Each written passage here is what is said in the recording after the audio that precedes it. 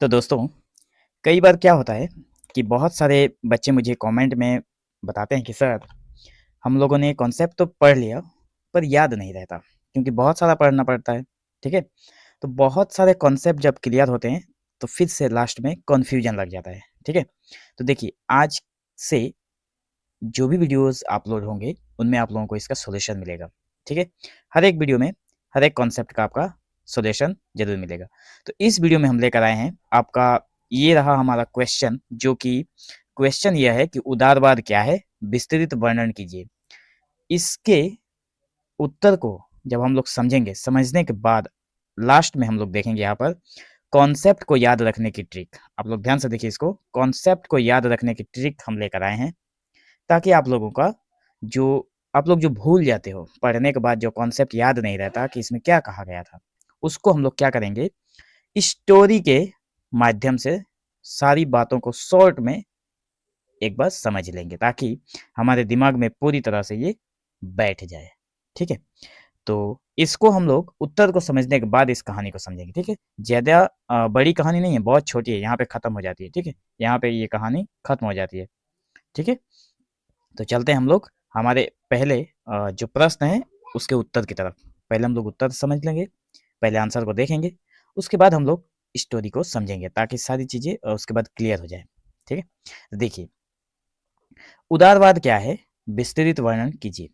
तो सबसे पहले हम लोग उत्तर लिखेंगे और उसमें भूमिका में लिखते हैं कि उदारवाद क्या है? इस प्रश्न का जो सीधा उत्तर है, यह है कि उदारवाद एक ऐसी विचारधारा है, मतलब एक विचार है हमारे मन मस्तिष्क का, जो व्यक्ति की स्वतंत्रता को सबसे अधिक महत्व देती है। मतलब एक व्यक्ति है जो कि स्वाधीन स्वाधीन रहना चाहता है, और उसकी इसी स्वाधीनता को सबसे ज़्यादा महत्व देती है, मतलब किसी भी बंदिश में नहीं रहना चाहता।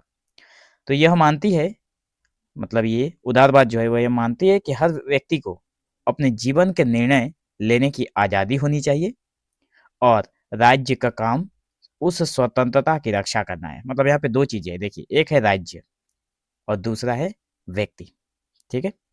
तो व्यक्ति अपनी खुली ज़िंदगी जीना चाहता है, और राज्य जो है उसका क्या काम है, मतलब सरकार जो है या फिर जो गवर्नमेंट है, ठीक है, उसका क्या काम है, उस व्यक्ति की स्वतंत्रता की रक्षा करना उसका काम है, ठीक है? इसलिए उदारवाद को सरल रूप में स्वतंत्रता का सिद्धांत भी कहा जाता है, ठीक है? अगर कॉन्सेप्ट क्लियर नहीं होगा तो लास्ट में स्टोरी के माध्यम से जरूर क्लियर हो जाएगा। अब तक आप लोग इतना समझ के रखिए, ठीक है? मतलब एक व्यक्ति है जो अपनी जिंदगी को जीना चाहता है अपने मन से, और सरकार या फिर राज्य की क्या भूमिका है कि उस व्यक्ति की जो स्वतंत्रता है उसकी रक्षा करना। बस इतना ही भूमिका में हम लोग लिखेंगे, ठीक है? अब देखिए उदारवाद क्या है। तो उदारवाद को हम लोग क्या करेंगे, कुछ पॉइंट में समझेंगे। सबसे पहले हम लोग ये पॉइंट देखेंगे कि उदारवाद का सरल अर्थ जानेंगे। तो भूमिका में भी हम लोगों ने वही लिखा, तो बातों को घुमा फिरा कर लिखना ही हमारा काम है, ठीक है? तो देखिए, उदारवाद का सबसे आसान अर्थ है कि व्यक्ति की स्वतंत्रता में विश्वास। व्यक्ति जो स्वतंत्र रहना चाहता है उसी में विश्वास जगाना। इसका मतलब यह है कि हर इंसान को अपने विचार रखने, अपनी पसंद से जीवन जीने और फैसले लेने की आज़ादी होनी चाहिए। एकदम साफ सपाट शब्दों में आप लोगों को समझ में आ रहा होगा कि कोई व्यक्ति है जो अपनी जीवन की, अपनी पसंद की, अपने जीवन में अपने पसंद की, अपने विचार को रखने की और अपने फैसले खुद लेने की आज़ादी चाहता है। तो उदारवाद किसी पर जबरदस्ती या फिर जबरदस्ती नियम थोपने के खिलाफ होता है। उदारवाद वही है कि जो जैसा जीना चाहता है उसको उसी प्रकार से जीने दीजिए, उस पर जबरदस्ती कोई नियम कानून न लगाइए, ठीक है? तो यह व्यक्ति को स्वतंत्र और सम्मानित जीवन देने पर जोर देता है। उदारवाद किसी भी एक व्यक्ति को स्वतंत्र और सम्मानित जीवन देने पर बहुत जोर देता है, इसलिए इसे स्वतंत्रता की विचारधारा भी कहा जाता है। इसलिए इस जो उदारवाद है इसे स्वतंत्रता की विचारधारा भी कहा जाता है, ठीक है? दूसरा देखिए, व्यक्ति की प्रधानता। दूसरे में क्या है, व्यक्ति की प्रधानता। मतलब उदारवाद में व्यक्ति को सबसे महत्वपूर्ण माना जाता है। अब देखिए, क्वेश्चन मन में ये उठना चाहिए आपके मन में कि उदारवाद में सबसे ज्यादा वैल्यू किसकी है? तो व्यक्ति की है, क्योंकि व्यक्ति ही स्वतंत्र रहना चाहता है, स्वाधीन रहना चाहता है, इंडिपेंडेंस रहना चाहता है, इंडिपेंडेंट, ठीक है? तो इसका कहना है कि समाज और राज्य जो है व्यक्ति के लिए, ठीक है? समाज या फिर राज्य जो भी है वो तो एक व्यक्ति के लिए ही है, ना कि व्यक्ति समाज के लिए। सीधा सा कॉन्सेप्ट है, ठीक है। मान लीजिए यह एक व्यक्ति है और ये मान लीजिए पूरा राज्य है, ठीक है, ये व्यक्ति है। अब बताइए व्यक्ति से राज्य है या फिर राज्य से व्यक्ति है? ये मान लीजिए राज्य है, तो श्योर बात है कि अगर व्यक्ति होगा तभी समाज बनेगा और समाज से राज्य बनेगा, ठीक है। इसलिए जो समाज है या फिर राज्य जो है वो व्यक्ति के लिए है, ठीक है। तो हर इंसान की अपनी सोच, इच्छा और पहचान होती है। हर इंसान के अंदर अपनी सोच है, अपनी इच्छा है, अपनी पहचान है, जिसे सम्मान मिलना चाहिए, जिसको पूरी तरह से सम्मान मिलना चाहिए। यदि व्यक्ति स्वतंत्र रहेगा तभी समाज भी आगे बढ़ेगा। कोई भी व्यक्ति अगर स्वतंत्र रहेगा, अपने खुले मन से सारी चीज़ों को कर पाएगा, तभी समाज आगे बढ़ेगा, ठीक है। और जब समाज आगे बढ़ेगा तो राज्य भी जरूर आगे बढ़ेगा। इसलिए उदारवाद व्यक्ति के अधिकारों को सर्वोपरि मानता है। तीसरा नंबर हमारा बिंदु है बदलने वाली विचारधारा। ये देखिए, उदारवाद कोई स्थिर या एक जैसा विचार नहीं है। उदारवाद में क्या होता है, उदारवाद जो है उसमें लोगों के मन का जो विचार है वो कभी भी कहीं पे भी बदल सकता है, इसलिए बदलने वाली विचारधारा है, बल्कि समय के साथ ये बदलता रहता है। पहले इसका रूप अलग था और आज अलग है। पहले के ज़माने में जो उदारवाद था उसकी जो रूपरेखा थी वो अलग थी और आज के ज़माने में अलग है, और आगे भी इसमें परिवर्तन होते रहेंगे। तो देखिए, समाज की ज़रूरतों और परिस्थितियों के अनुसार इसमें नए विचार जोड़ते हैं, ठीक है। मतलब समाज में किसी भी नई चीज़ की क्या ज़रूरत है, ठीक है, उसी के अनुसार और उसी परिस्थिति के अनुसार जो हमारे विचार हैं वो बदलते रहते हैं। तो इसी कारण इसे एक लचीली और गतिशील विचारधारा कहा जाता है। उदारवाद का विचारधारा जो है एक लचीली है और गतिशील है, मतलब हमेशा परिवर्तन देखने को मिलता है। तो इसे समझने के लिए इसके विकास को देखना बहुत ज़रूरी है, ठीक है। अब देखिए, स्वतंत्रता के विभिन्न रूप, ठीक है। चौथे नंबर बिंदु में हम लोग लिखेंगे स्वतंत्रता के विभिन्न रूप। वैसे भी पॉइंट वाइज लिखने से आप लोगों के जो आंसर होते हैं बहुत ही अट्रैक्टिव दिखाई देते हैं और मार्क्स भी ज़्यादा कैरी किया जा सकता है, ठीक है। तो देखिए, उदारवाद केवल एक प्रकार की स्वतंत्रता की बात नहीं करता है, केवल स्वतंत्रता देना या फिर एक ही प्रकार की स्वतंत्रता देना इसकी बात नहीं करता है, बल्कि कई प्रकार की स्वतंत्रता को महत्व देता है। उदारवाद में हम लोगों ने देखा कि कोई भी व्यक्ति हो उसको क्या चाहिए, स्वतंत्र जीना, अपने मन की बातों को रखना, अपने हिसाब से ज़िंदगी को जीना, अपने फैसले खुद लेना, ये सारी चीज़ें को महत्व देता है। लेकिन केवल एक ही प्रकार का स्वतंत्र नहीं देता स्वतंत्रता, ठीक है। इसमें सोचने की आज़ादी, देखिए कौन-कौन सी आज़ादी है, इसमें सोचने की आज़ादी है, ठीक है। उसके बाद बोलने की आज़ादी है, धर्म मानने की आज़ादी भी देता है और काम करने की आज़ादी भी शामिल है। इसमें इन सारी चीज़ों में बोलने की आज़ादी, धर्म मानने की आज़ादी, काम करने की आज़ादी, सोचने की आज़ादी, तरह-तरह की स्वतंत्रता को शामिल करता है। व्यक्ति को हर क्षेत्र में खुलकर जीने का अधिकार होना चाहिए। इस तरह उदारवाद जीवन के हर क्षेत्र में स्वतंत्रता को ज़रूरी मानता है। तो मैं आशा करता हूँ दोस्तों आप लोग 4 नंबर पॉइंट तक बहुत अच्छी तरह से समझ गए होंगे। अब देखिए, राज्य की सीमित भूमिका है। उदारवाद में राज्य की सीमित भूमिका के बारे में बात की गई है कि उदारवाद के अनुसार जो राज्य है बहुत शक्तिशाली नहीं होना चाहिए। जो राज्य है वो शक्तिशाली मतलब किसी भी व्यक्ति के ऊपर सख्त नियम कानून नहीं लगा सकता। इसका कहने का मतलब यही है, शक्तिशाली का मतलब होगा कहा गया है कि यदि राज्य के पास ज़्यादा शक्ति होगी तो वो व्यक्ति की स्वतंत्रता को दबा सकता है। हाँ, वही बात घुमा फिरा कर कि अगर जो राज्य है उसके पास ज़्यादा शक्ति है तो वो अपनी जो लोग उस राज्य में रहते हैं उन लोगों के ऊपर ज़्यादा पाबंदियाँ लगा सकता है। इसलिए राज्य के पास ज़्यादा शक्ति नहीं होनी चाहिए। इसलिए राज्य का काम जो है केवल कानून व्यवस्था बनाए रखना और लोगों की स्वतंत्रता की रक्षा करना है। राज्य का क्या काम है? कानून व्यवस्था को पूरी तरह से ठीक-ठाक रखना और लोगों का जो स्वतंत्रता है उस पर उसकी रक्षा करना, ना कि उस पर अधिकार जमाना, ठीक है? तो इसे सीमित सरकार का सिद्धांत भी कहा जाता है। उदारवाद जो है राज्य के हस्तक्षेप को कम रखना चाहता है। मतलब उदारवाद कहता है कि किसी भी व्यक्ति के जीवन में राज्य का जो हस्तक्षेप है, वो कम होना चाहिए। अब देखिए, छठा नंबर बिंदु क्या है? समान अवसर का सिद्धांत। मतलब उदारवाद यह मानता है कि सभी व्यक्तियों को आगे बढ़ने के लिए समान अवसर मिलने चाहिए। उदारवाद किसी को भी ज़्यादा अवसर और किसी को भी कम अवसर देने के लिए प्रेरित नहीं करता है। वो मानता है कि सबको समान अधिकार मिलने चाहिए। किसी के साथ जाति, धर्म, लिंग या धन के आधार पर भेदभाव नहीं करना चाहिए। या हर व्यक्ति अपनी योग्यता के अनुसार सफलता प्राप्त कर सके। अपने योग्यता के अनुसार ही सफलता प्राप्त कर सके, यह ज़रूरी है। तो इस तरह उदारवाद जो है वो समानता और न्याय को भी महत्व देता है। तो यह एक निष्पक्ष समाज बनाने की बात करता है, ठीक है? जिसमें कोई किसी के पक्ष में ना हो। सरकार या फिर राज्य जो है वो किसी भी व्यक्ति के जाति, लिंग, धर्म, धन के आधार पर, पैसों के आधार पर किसी के पक्ष में ना जाए, सबको समान अधिकार प्रदान करे।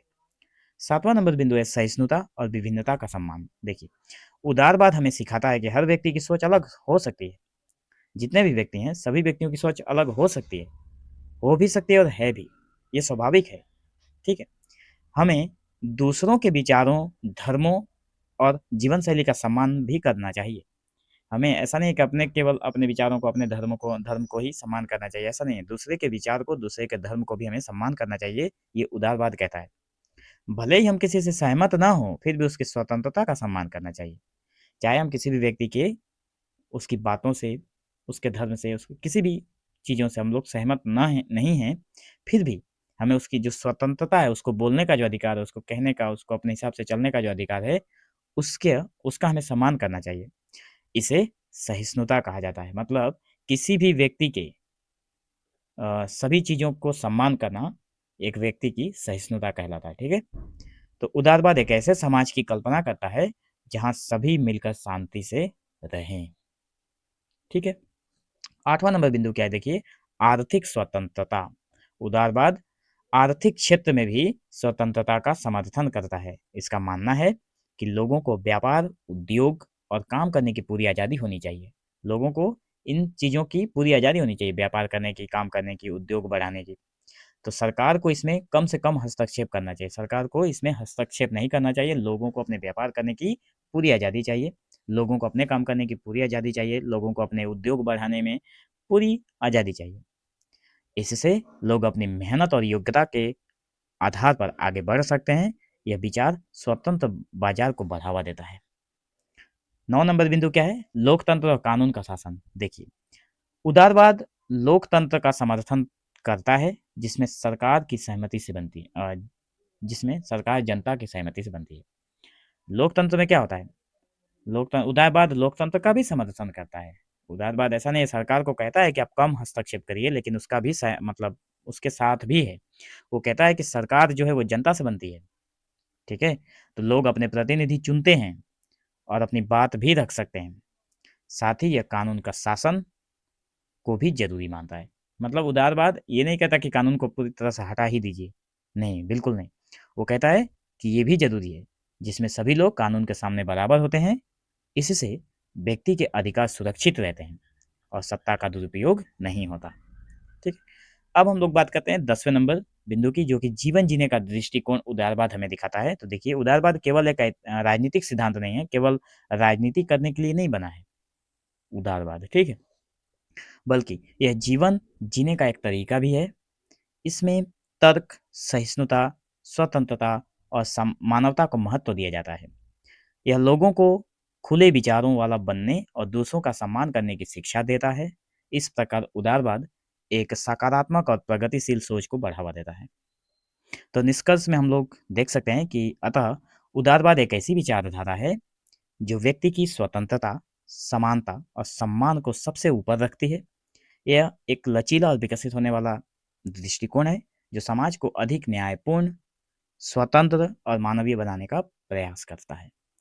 तो दोस्तों, मैं आशा करता हूँ कि आप लोगों को ये प्रश्न का उत्तर बिल्कुल सीधे शब्दों में समझ में आया होगा। फिर भी इसको थोड़ा और ईजी बनाने के लिए मैं क्या करता हूँ, बहुत सारे ऐसे बच्चे होते हैं जो पढ़कर भी भूल जाते हैं, उनके लिए मैंने यहाँ पे ट्रिक बनाया है। अगर सभी लोग चाहें तो देख सकते हैं, किसी के लिए मना थोड़ी ना है। देखिए, कॉन्सेप्ट को याद करने की ट्रिक जो है बहुत ही आपके इस क्वेश्चन के आंसर में जान डाल देगी, ठीक है। देखिए, मान लीजिए हम लोग स्टोरी समझ लेते हैं। आप मान लीजिए कि एक गांव था जिसका नाम था खुला गांव, ठीक है। ऐसे ही उदारवाद साथ साथ में लिखा हुआ है, मतलब उदारवाद के कॉन्सेप्ट को समझने के लिए यहाँ पे लिखा हुआ है, ठीक है। तो एक मान लीजिए एक गांव था खुला गांव। अब इस गांव में पहले क्या होता था, पहले की बात और बाद में नियम कानून लागू होने के बाद उन सब का वर्णन है। देखिए, इस गांव में पहले क्या होता था कि गांव के मुखिया हर चीज डिसाइड करता था। गांव का जो मुखिया है, हर चीज, हर मतलब कोई भी काम हो, कोई भी सिद्धांत हो, कोई भी कुछ कुछ भी कोई भी करे, मुखिया से पूछिए करेगा, तो डिसाइड मुखिया करता था।